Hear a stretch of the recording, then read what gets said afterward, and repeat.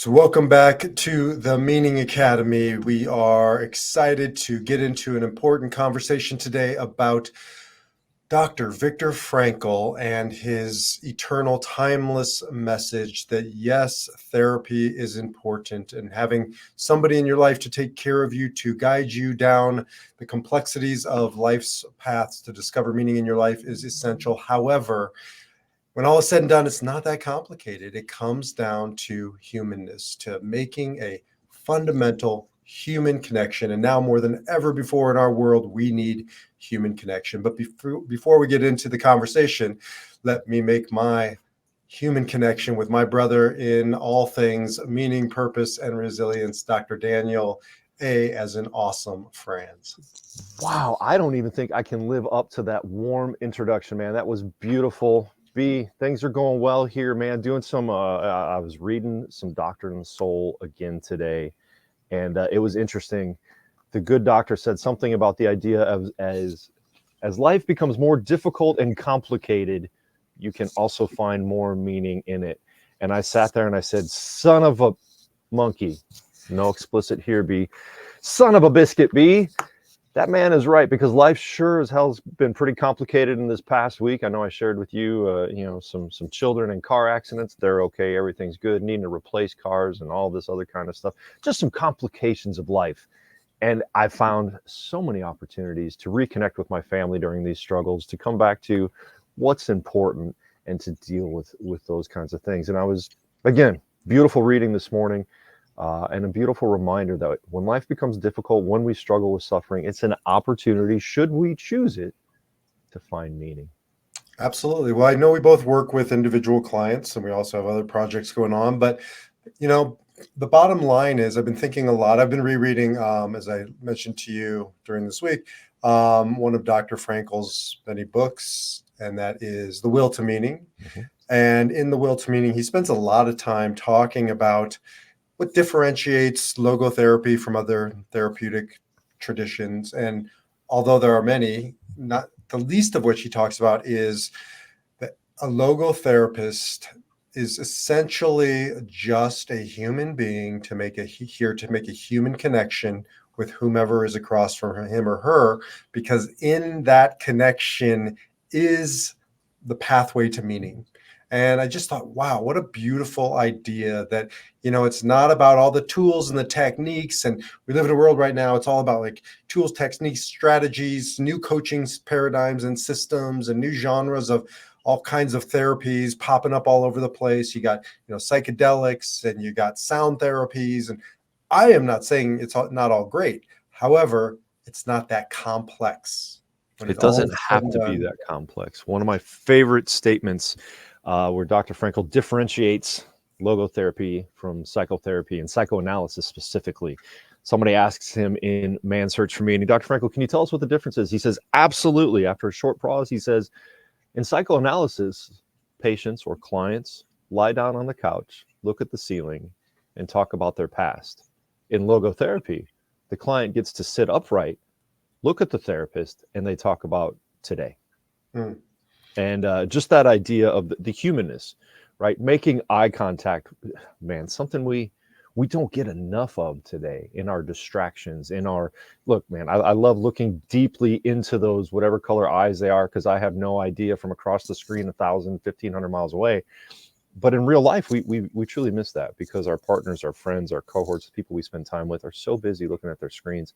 We don't get enough eye contact. We don't get enough truly human connection anymore, even though, and you and I say this all the time, we are the most connected society, the most connected world in human history. Yet individual humans are lacking, are failing in connection, and we are getting more and more ill because of it. So Dr. Frankl talks about that in his, I think it was The Will to Meaning, I read this, but kind of a famous anecdote that he shares. Sometime after the war, he's doing, the psychiatrist thing, and a woman calls him in the middle of the night, midnight, she's contemplating suicide. And he spends a lot of time talking to her, again, midnight. I mean, this guy's probably at that point a well-known, certainly doctor. And he took her call. He was on the phone for as long as she needed. Anyways, he runs into her later on, and they talk about why she didn't kill herself. And he had just assumed he said something brilliant. Like, he thought it was a technique. It was some strategy. It was some insight. And ultimately she said, no, doctor, it wasn't any of that.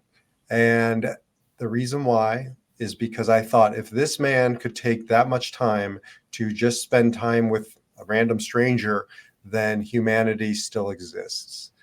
And I thought, wow, that's it right there. Like, it's nothing he said. It was Toni Morrison, I think, said you don't remember what people say, you remember how they make you feel. How they make you feel. Absolutely. Right. And that's that human connection.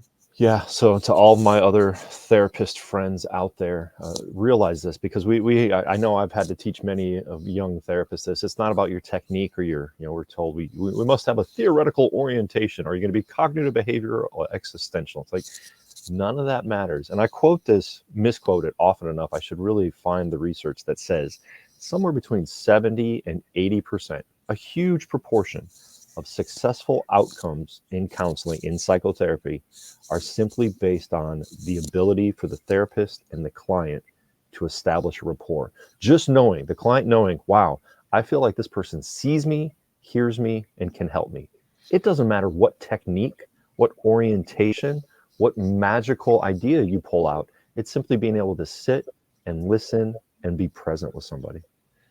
And so let's get into, like, why is that the magic sauce? How does that work? What we can do to strengthen that. One of the things that I see is, we live in a world of fixing. Lots of fixing. There's an answer to everything. If you have diabetes, you take this pill. And if you have, this problem, you go and get that particular type of help. And it's just a very, modern Western fix-it culture. I'm not saying it doesn't have its place, but I see this. I've been in therapeutic relationships, coaching relationships, where I feel like I'm a widget and they're giving me tools, as opposed to feeling like they're just listening, right? And not telling. When I find myself talking at a client and not to a client, listening, also when I find myself doing more talking than listening, I know that I'm not really fulfilling my true purpose. Absolutely. It really comes down to that idea of relationship, of having that relationship. And it doesn't have to be, when we as professionals, or helping professionals, we as helpers, right? It doesn't have to be about being the professional. It's just being the helper. But when we are spouting more than we're listening, most of that information is being ignored or avoided. I can't remember. I think my father, maybe even my grandfather, in their ancient German wisdom, said something along the lines of, do you know what the value of free advice is? It's exactly what you pay for it. Right. And I've, many clients feel that way. I don't know, just this week I had someone tell me, I am so tired of people telling me what to do. Family members, parents, the phrase, well, what you ought to do is, or what you need to do, or here's what I would do. It doesn't matter. Dr. Frankl teaches us this, and I think you and I know it, we have the solution in our human spirit, in the nous. We have all the solutions we need. We don't need somebody else to tell us. We just need somebody else to help us find it, to listen as we talk through it, to get to that point. Yeah, kind of a cute way that I think of it is, somebody told me this, is, don't should all everybody. Should all over. Should, right? You did say should, SHOULD for the YouTube censors. B said should. Don't go shoulding all over you. I need some enunciation, brother, because I don't want to. It's more fun when you don't enunciate. That's one of my favorites, man. I love that phrase. Don't stop shoulding all over yourself.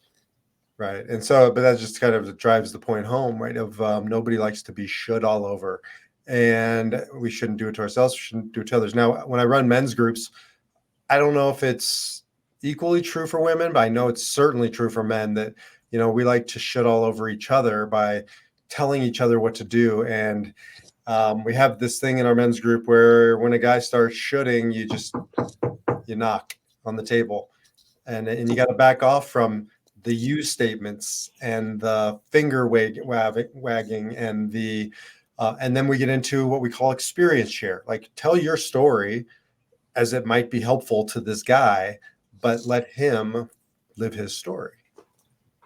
You just love to dance on the edge of pushing me off the shooting cliff, don't you? I do. I love it. You're Indiana puritanical. No, it's just the damn YouTube censors, man. Don't want to mess with that.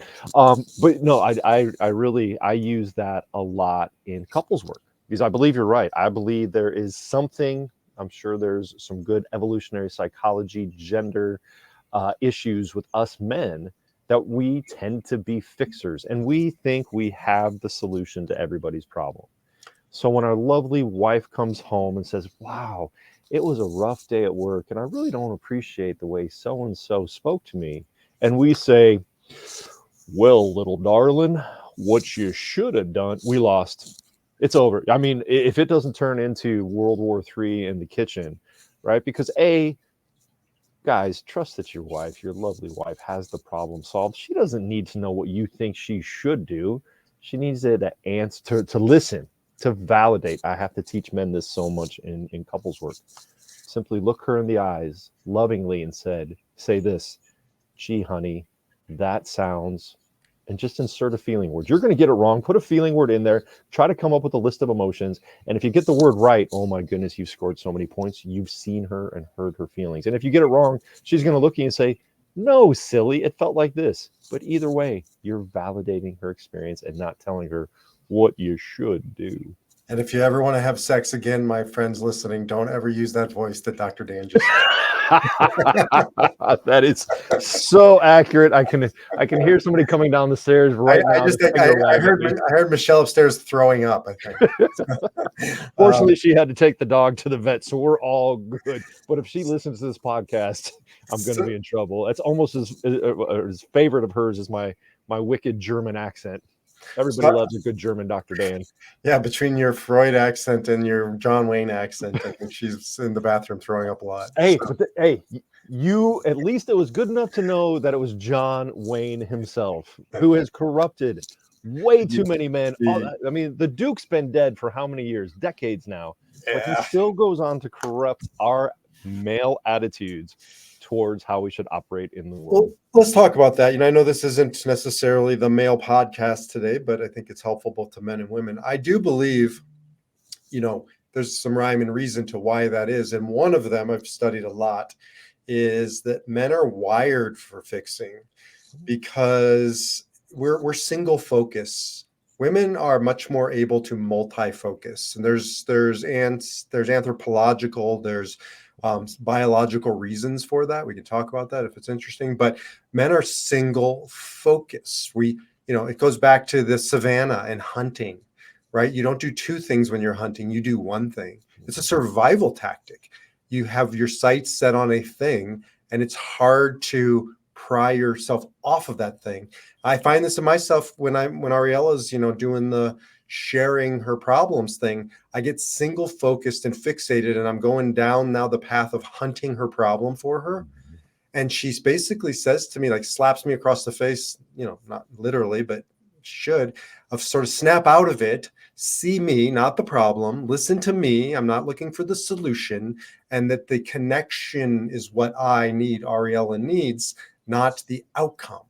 And it doesn't excuse what I'm doing in that moment. It explains what I'm doing. Now I gotta defy my nature, but there is our nature. Absolutely.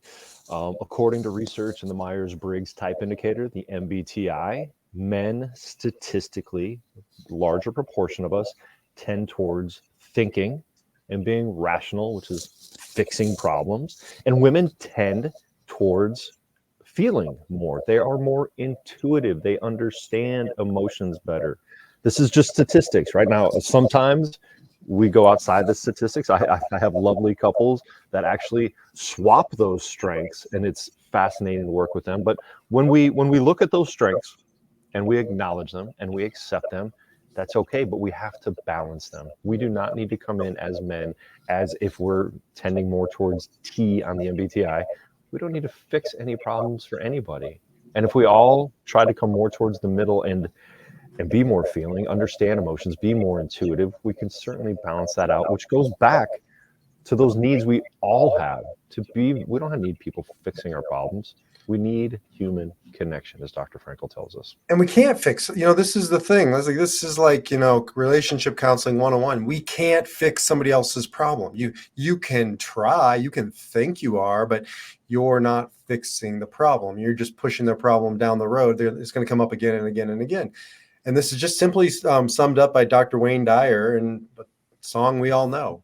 Row, row, row your boat, right? Row your boat. I mean, he just has a whole talk on don't row other people's boat, right? All you can do is row your boat. And when you try and row other people's boat, you go off course, they go off course, they resent you.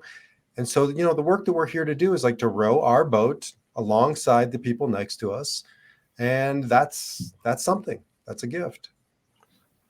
The great character on Parks and Rec, Ron Swanson, played by Nick Offerman. Nick Offerman has a wonderful book out there that's called Row Your Own Boat, and it speaks a lot about self-reliance. Now, he is a little bit on the other side of your political spectrum, B, so I don't recommend it for you. You might burn that book, but the title is a very good one, as is the art on it. But that's such a good point, and I'm gonna go ahead and pull back the curtain and show you the wizard. Or we'll talk about the secret sauce of therapy, because there is no secret sauce, as Kung Fu Panda teaches us. The secret sauce is this: I can't fix your problems. B can't fix your problems. We can hold space for you. We can give you genuine human connection in the time we spend together, and even in the time we're apart. I know it's not always the greatest of boundaries, but I still consider my clients when I'm not with them. What research should I be doing to help a little bit more? But in the end, the secret sauce is holding space, human connection. Does that mean you need B or I to do it for you? No, you could go get a life coach, which we don't recommend, but you can have a mentor, an advisor, a priest, a pastor, a rabbi, somebody that you connect with, that you can just bounce ideas off of and give you that true human connection. So somebody asked me to describe what I do. I'm a little more. I've often wondered that, to tell you the truth. But I'm a little more enigmatic than our straight-laced Dr. Dan, who's clinically trained and an amazing therapist, logotherapist, and I'm just sort of a little more messy. But I summed it up pretty simply. Whether it was being a rabbi or a logotherapist or guide for men, it is simply this here. And I know you feel the same way. I am the person you come to in your life if you need somebody to stand by you, like with Carl Rogers says, positive, unconditional regard as you walk through hell. I'll walk through hell with you. Like, I won't do the work for you. I can't do the work for you. I can't tell you what's down there to discover that's yours. That's yours and yours alone. But I will effing walk by your side. It kills me. It goes against my nature to use a stupid effing. Come on, I got to drop the bomb. I'm going to. I mean, how many did I drop in the pre-meeting just to get them out of my system? You have to release them prior to hitting record. An exhausted system. I'm a true 8. You're a false 8. I have the mouth of a truck. One of our meaning seekers on Monday agreed with my clinical tribe here in Farmville, Indiana, and she said, "I think." Hold careful, B. But somebody said, "I think B is wrong, Dan. I don't think you're an 8. I think you're a 1." And I said, "That's wonderful. I don't know what the hell you're talking about. So between the two of you, I'm a 9, and that's close to a 10. I feel good about that." That's how my math works. You're an 8 all across the board, buddy. So I think she's right, or whoever said that. I think they're right. I don't think you're an 8 just because you're so opposed to swearing. But okay. So I do have to comment on this. When we talk about our differences, yes, I'm classically clinically trained. You are definitely more. I don't think messy. I go more with a different M word, and this is where Running Man falls out of his shoes and hits himself on the pavement. B, you are much more mysterious. Much more mystical, right? You do bring in the woo-woo. I mean, and no offense, the Enneagram is far more woo-woo than the MBTI, but God, how lovely is it that we get to balance each other out with that? That's true. I've never been accused of woo-woo in my conversations, but I guess it's all relative. Compared to you, I'm Mr. Woo. Compared to my wife, I'm like a straight-laced Indianan. Dude, compared to your wife, you were like the buttoned up pocket I'm, protector I'm engineer of you. I'm you therapy. showing up in a cardigan. That's what I am to her. We are so going off the rails, and I love it, Mr. Mysterious. Mr. Cardigan and Mr. Mysterious. All right. So yes, human connectedness, whether it's mysterious or clinical, is the secret sauce, the magic of being human, and truly in fixing a lot of what ails you. Yes, if you have a clinical diagnosis of depression, anxiety, we'll come back to those two, of PTSD, of OCD, of some kind of personality disorder, clinical connection is going to help. Therapy is going to help. But if you are angry or depressed, or angry and depressed of our modern times, which I believe is simply existential frustration or the existential vacuum, human connection is going to clear a lot of it up. It's not some magical medication. It's not a specific cognitive behavioral technique. It's connecting with somebody that sees you. Yeah. And, I don't care what you call it. I don't care what the training is. I don't care if it's professional or personal. Like, if you have that guy, that gal, that person in your life that you can go to, that will, like Dr. Frankl will pick up the phone at midnight. Although, my phone is set to the sleep function, so I wouldn't even know if you called. But the point stands. And you said the word before that I love. I think it's misunderstood. Now you hear it in yoga babble, but it's hold space, right? If somebody will hold space for you, then that's your person. Now let's flesh that out. When you say hold space, what do you mean? Well, I think that's the difference between a friendship, a good friendship where you can hold space, but you're exchanging with each other, and a true therapeutic relationship, whether it's mystical and mysterious or classically clinical, right? Holding space means I will walk with you through hell for this. I will lead you through hell for this hour, for this 55 minutes, whatever the allotted time is. I will give you guideposts and walk with you there for that hour and send you on your way. But in that hour, it is all about you. And the only thing that's about me is if it's intended to help you, whether it's an anecdotal story about, something that I can share that will be helpful. But in that time, holding space means just being fully present, fully engaged in the walk through hell that person is going through. Yeah, I mean that's certainly true. And you need those parameters of time, like that hour, or financial transaction, because there's an energetic exchange. It's a contract that's sort of agreed upon. When I have friendships, how far do I go? How much do I share? How often do I call? Like, all those things start to kind of diminish that clarity of space. So that's one aspect of it. I really love this term. But hold space. Another one is, like, I will not just hold space, like hold the outside world out there, keep it out there, and create this in Dan's office for you in here, but I'll also hold you accountable to stay in this space, to not run from this space, right? To sit with it and not be scared of it, or be scared of it but not run from it, because that's what I also find in holding space. It's not just sort of like woo woo or esoteric. It's like, no, we're not leaving this emotion. Yeah. Yeah. And I love that idea of I will hold the space and hold the outside world out there. So it can be about, we close that door, we turn on the sound machine so other people can't hear what's going on.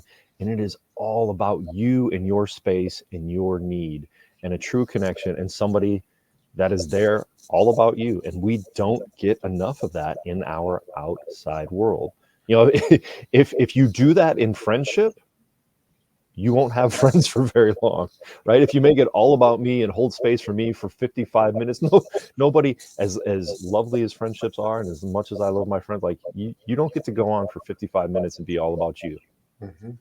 Yeah, that's something else. That's therapeutic relationship. Yeah. The other thing is coming back to our topic today.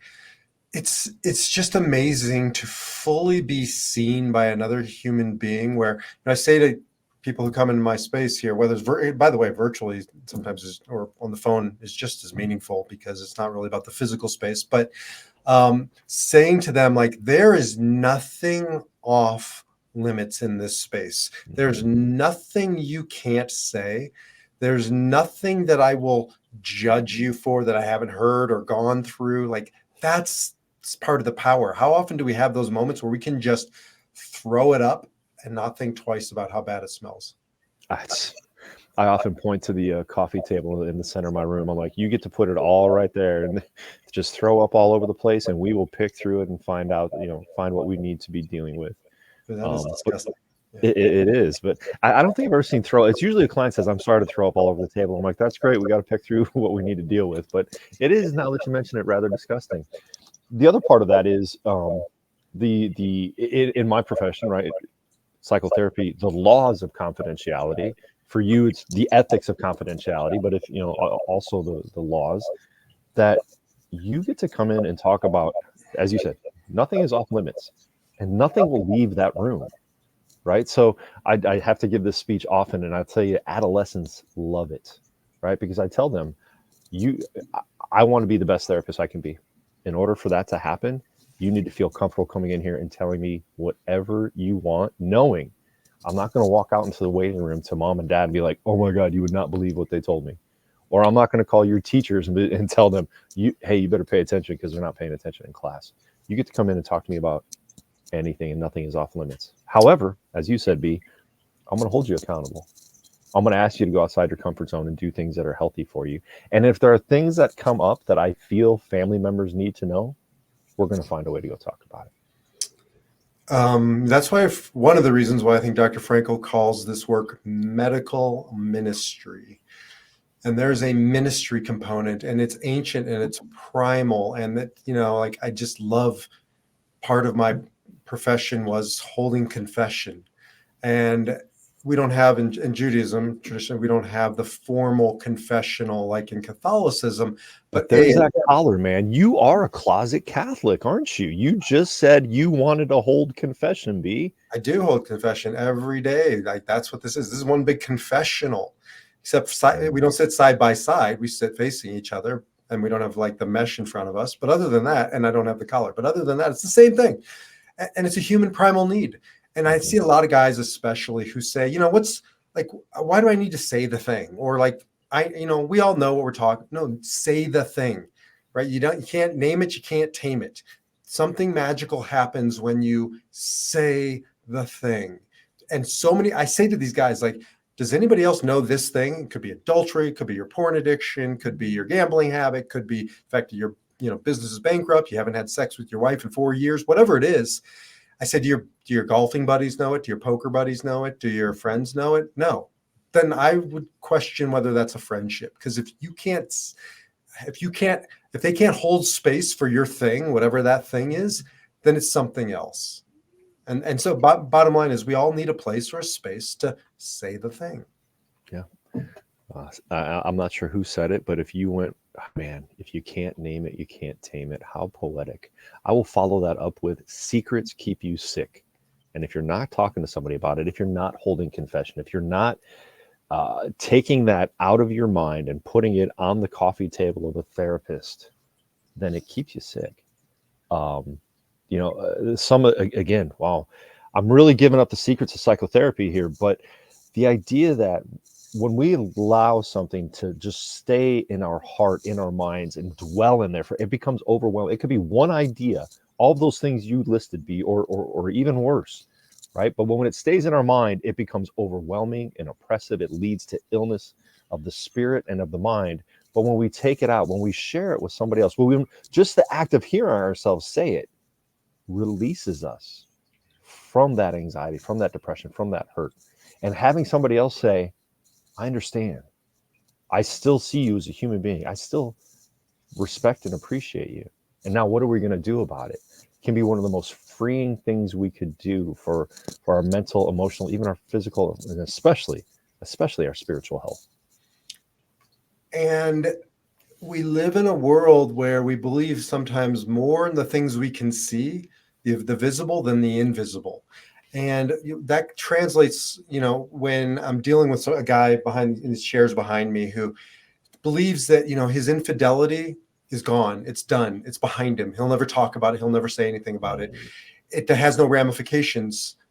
The ramifications are invisible. The people around you feel it. I don't care how masterful you are in hiding.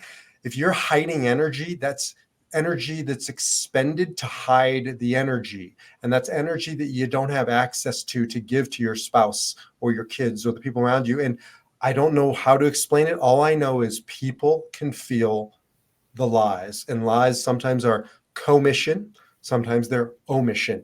And if you're omitting the truth, that's a lie, and it has consequences, right? So I'm not even talking from a moral perspective. I'm just talking from an energetic, practical perspective. You got to have a place where you go and just say the thing. And that's coming back to the humanness and the connection. Because what I see, and I know you see this too, is if I can receive that thing, like you said, and not cancel you, right? In our cancel culture, and hold the space for you so that you can realize you're worth saving, you're worth healing, you're worth going through hell with. Then you go out into the world and now you can connect again with your spouse in a deeper way.